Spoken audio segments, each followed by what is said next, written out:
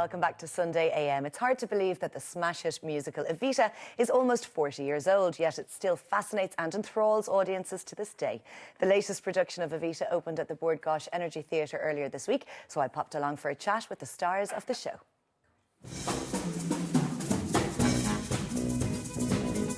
Jan, last night the opening night of Evita took place here at the Bord Gais Energy Theatre in Dublin. How was it for you? It was amazing. We were looking really forward to singing in this beautiful city, in this beautiful theatre, and with an incredible audience. It was great. It's a great opportunity when you can play such an incredible show, so compact.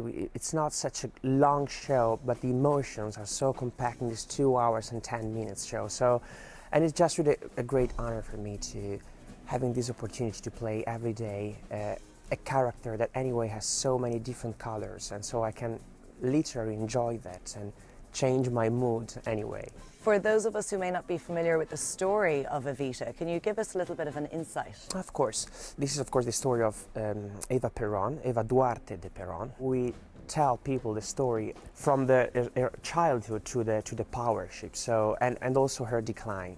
This is really incredible as a job, as a passion, because you always challenge yourself, and that's great.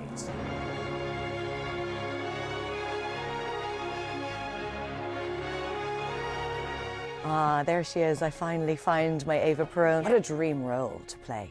It's phenomenal. I think I do have to pinch myself most days. She's such an iconic character, both in history and in musical theatre as well. So yeah, it's a really phenomenal role to get your teeth into. As a performer, a lot of the time you'd be playing fantasy characters on stage, but she was a real lady. Yeah. So is that an extra pressure for you? Absolutely. There's a responsibility, I think, to, as much as you want to put your own stamp onto the role, you also have to remember the truth of the story and approach it.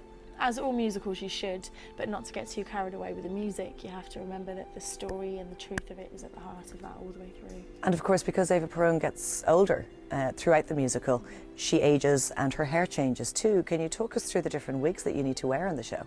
Okay, so she started off, this is the first one that I wear. It's lively, it's kind of very bubbly, you know, it's got a lot of life in it. She wears this one, and then as she starts to progress, as you can see the way that it's styled here, she's obviously aiming for that ascension, so she wants to look more done, and she starts to go for a slightly blonder look. So she's an actress, she's a radio star, and she knew she was so manipulative. She was very savvy, and she knew how to style herself. It was the descamisados, her people, who are the lower classes, that actually encouraged her to move away from the slightly more done style to this final look, which is the iconic look, which is much more simple.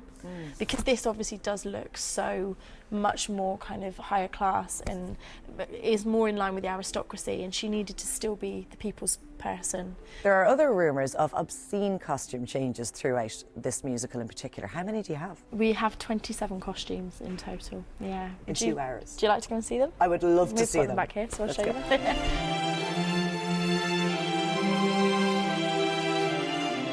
We've pulled out a selection for you. So this one, I love this one. This is the first one that I wear, and this is when Eva is 15 and she's in Buenos Aires, and it's just that youthful kind of very lightweight, floaty. She does a lot of dancing in this, so this shows the much kind of younger side.